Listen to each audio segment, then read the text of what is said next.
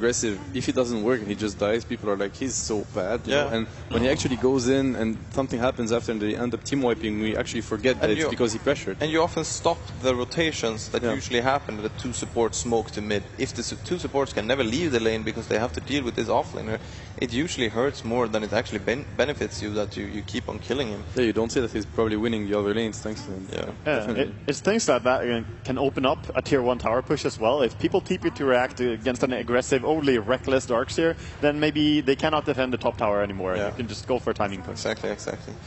Other than that, I can come with my Gyrocopter is a good hero, I've noticed here at TI. A little bit.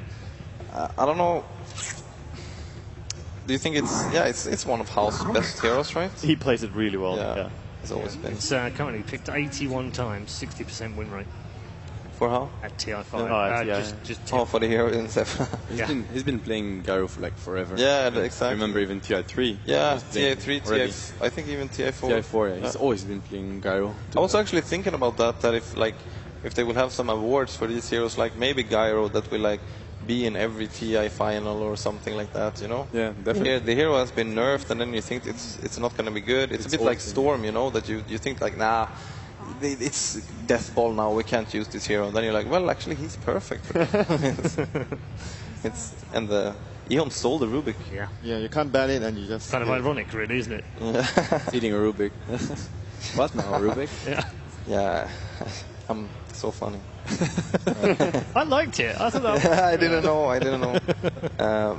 But I think Rubik is always a great pickup against Earthshaker, especially, in my opinion. That's how I feel about it. It did a lot in the last series. Unfortunately, he didn't get Fisher all the time, but it's always, you know, that rival, like that duo between Shaker and Rubik. You always want to use the totem after the Call down is really good as well. Barrage is quite decent, so... Flak as well, great. Yeah, Flak. It also makes it hard. Normally when you pick Earthshaker, you want to have some other good combo spells with it, so you don't really just pick a Shaker and that's it for stuns. So there's going to be something else for the Rubik to steal, and there's some good spells already. That's the Ice Zeus. Yeah. Zeus offlane. Pretty likely. likely. A while since we've seen it. Yeah, 10 games at TI5. But Super has played some games of Zeus as well, right? Yeah, I think it still might be a mid Zeus. Yeah. It doesn't really mean that it's going to be offlane. I do want to point out, though, that of the 10 games, there's only been 2 wins on Zeus. Yeah, I was going to say, that hero has very so win ratio. But, I mean, at the same time, I kind of understand what it looks like Vichy Gaming. They just want to fight. They want to be able to fight Ehome. Yeah, going up against the Darkseer Lina, normally you're like, oh, they have a really good team fight already, but they're trying to outpower that. Gyrocopter is a great carry for team fight. Shaker, Zeus, now they have all the damage, AoE damage particularly. So 5v5 is fine, but they still need the hero to initiate the fight, I feel.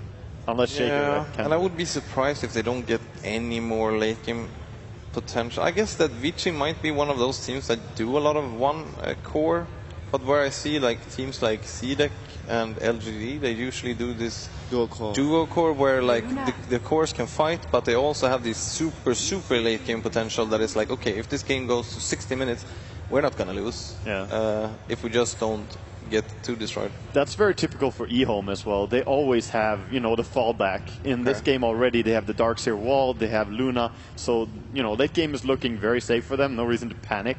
And that's a pretty good feeling to have going into it. Luna and Gyro are quite even, I guess, in care potential. Gyro might be a bit stronger. I think Luna is like a weaker version of Gyro. It's like replacement. You have a longer cooldown. Yeah, you're probably correct there, that they're similar, but... In a way, it's a little bit better for pushing in general, but like the Luna Darkseer in late game is quite scary to face, though. Really, Luna and Darkseer in late game. Yeah, but that's what I mean. But it's hard to decide because Gyro has the potential of doing this insane damage with Divine, whatever. While Luna might have a bit harder time of getting close enough to her opponents. I mean, they have more burst though, I think, Vichy. Like, if you look at the head-on fight, how the fights are going to start, Ehome needs to like start with probably a use from or a Rubik Leaf. Naga is not banned yet. And the Earthshaker is just it's much easier for the Earthshaker to just feature and they blow some out with Zeus. But what kind of approach would you take for this game? Like, if you were Ehome, would you fully commit to this Death Ball now, or would you throw in a I think quite farm heavy. Well, not farm heavy. I think their lineup revolves around. They want to just hit the tower, and Earthshaker just sits behind. And if you try to come in, there's Fissure and Zeus. Yeah. So it's difficult for you to just run in, and there's call down as well. I feel like eHome, they have the dire advantage in that game, which is not to be underrated. Like, they have insane team fight around Roche Pit, Darkseer, Luna. I think they can take it late game because it's going to be very easy for them to secure it. Obviously, BKBs are going to be super important, but once they have those BKBs, then Vichi's lineup is not so scary. And then they can go for the time Roche. Vici can't really take it so far. Do you think that Vici is going to ban this Storm now, or are they going to I think it's a great Storm. I think they're like baiting it. Maybe they're like scaring them with the Disruptor, but I think it's a very good Storm game. Yeah, I was thinking the same thing, that like Vici might be leaving the Storm because they feel that they are already ready to deal with it, but I would be scared about it. I wouldn't want to play Streetwise Storm. I would have banned it. But TA, I think that both TA and Storm actually look very, very good here, right? That was what I was thinking as well. The TA pick looks pretty good here. I always look out for that, dude. All right. Okay. No, I think it's Storm is playable, as you guys say, even if Disruptor is good against him. But Naga Siren not being banned out this late into the game. Well, that is interesting. So it's going to be a Lina mid most likely. Yeah, definitely. I mean, that would change a lot of the things. Now eHome has total control of when to take the team fights. That's actually really strong. Like, I feel like they can just song and go into the wall. It's going to be almost impossible to contest Roche for Vici Gaming if they go there with 5. It's such a hard lineup to fight into. It's not the best Roche lineup they have, though. It's like Luna is good, but the rest of them... I mean, Dina is good. The thing is, like, if they take a fight at Roche, they are going to win. There's Darkseer and the Song. I feel like you can always Roche with Luna. When you have 5 heroes, like, it's not so hard because of the physical bonus damage. And Naga can just get a medallion or something, and then just Roche is going to go down. I just feel like the laning phase is going to be very important for eHome, though. Like, sure, they're very strong in the Roche fight, but... Oh, interesting. Pugna. Super Pugna as well. Yeah. This is a bit weird. So it is Dice Zeus. All right, thank you very much, gentlemen, for taking us through the draft. Let's head down to the arena where Odie, Pixel and Synderen are waiting to bring you the first game. Hello indeed, ladies and gentlemen, and welcome to the final series of the day. eHome up against Vici Gaming as we get ourselves ready to go in. And what a game it's going to be, of course. eHome not down here from the upper bracket, and Vici Gaming haven't lost a single game so far in the main stage. Yeah, they started down here, so they're used to it. They did, they did. It's going to be a little bit of a new experience for eHome. Man, this series is going to be crazy. I love the draft. I think there's some really cool picks in here. Of course, it's great to see a Pugna played, finally. I think this is the first Pugna pick at the main event, apart from Cloud9's less fortunate experience with it in the second game of the series. I do believe they had the Pugna. And this is not a support Pugna, by the way. This is a core Pugna. It's played by Super. They've thrown Ice, Ice, Ice onto the Zeus, so it's an off-lane Zeus. Yeah, I mean, what more do you want? And Gyro got through. Yes. Can you believe it? How good is Gyro? I mean... Indeed, eHome. But I like the fact as well, of course, we saw in the draft, eHome this time. They've got the Rubik, so we'll see, of course, what good old DDC will be able to do with that, and maybe show FY a thing or two. We'll see what goes down. But yeah, as you said, it's interesting to see the Pugna. I mean, talking to a lot of kind of the teams beforehand, a lot of them were saying, you're going to see a lot of Pugna this tournament, and we haven't really. I mean, why do you feel this is the game that Vici think that the core Pugna is going to do it for them? There's a lot of really high mana cost spells in the Dire. Darkseer uses a lot of mana and fights Lina as well. We'll be scared to cast her entire array of spells. It seems like it's just a plan Vici had going in. It didn't... I'd be surprised if it was something that just came up with on the fly. They're like, okay, now Pugna's good. Because there's been plenty of this type of games. It's just... It seems like they've prepared this beforehand going in, that this could be a big pick for them. Of course, needs to keep in mind Decrepify, also a very good ability, always gives you the flexibility of saving one of your allies, of course amplifying the Zeus. The combo that Vici have when it comes to spell damage is absolutely ridiculous, and eHome are going to need their BKBs. That's one thing that's for sure.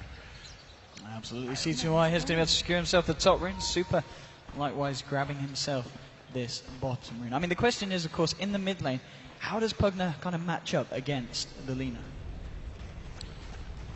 I think it's a pretty even lane. I guess I'll give a slight edge to Lina. She has a little bit better base damage, a little bit better range. Pugna has the superior movement speed though, so if it comes to ganks, can perhaps escape potential rotations a little bit better. And both of them have good spells to clear waves with. They're pretty mana efficient, both of them. Netherblast costs 85 for 100 damage. Top lane, I mean, Ice getting brought back here by the telekinesis, and well, Yang and DDC gonna give him the old chase down. He's going to be okay for the time being, but this has got to be a bit of a tricky lane here for the Zeus. I mean, Zeus off lane, not something that we've seen in quite a long time. No, it seems like they just wanted to throw eHome off. Like, eHome were definitely expecting a Zeus mid for Super. It's something Vici played earlier in the tournament. And this was not what they were thinking was going to happen when they saw the Zeus pick, but they've adapted to it pretty well. Ice yet to get his first experience point. He should be getting it relatively soon here, but he needs to be careful with DDC. He's really forcing him out of lane right now. And at the same time, Ice is able to find the XP for level 2, I'm sure. Both DDC and the Luna will already have it. Mid lane, CTY coming in. As training hits with Super, will find the large stroke array. Hasn't got the mana to follow it up though. So far in the mid lane, 5 for 2, 5 for 2. So both heroes getting pretty much an even amount of farm here in this mid lane. Yeah, as mentioned, this is probably how it's going to play out until we get the first rotation. But looks like Fenrir is going to put down a fissure here. I think CTY can get around this. No, he actually can't. He's going to have to run through the river. They might even try to go for this one with the crap. They're slowing him down, moving in. Ice is actually rotated around as well to see if he can help out the team. Chasing down CTY, find the light strike ray onto Super, but they're going to continue to go for it here. One more zap will do it. And the rotation from the off-lane Zeus there, securing VG first blood. What a fantastic fissure that was. CTY did not see that coming at all. Gets blocked off. And there's the superior movement speed, actually. It came into play. Super was able to catch up as the, I believe, 25 higher. Yep.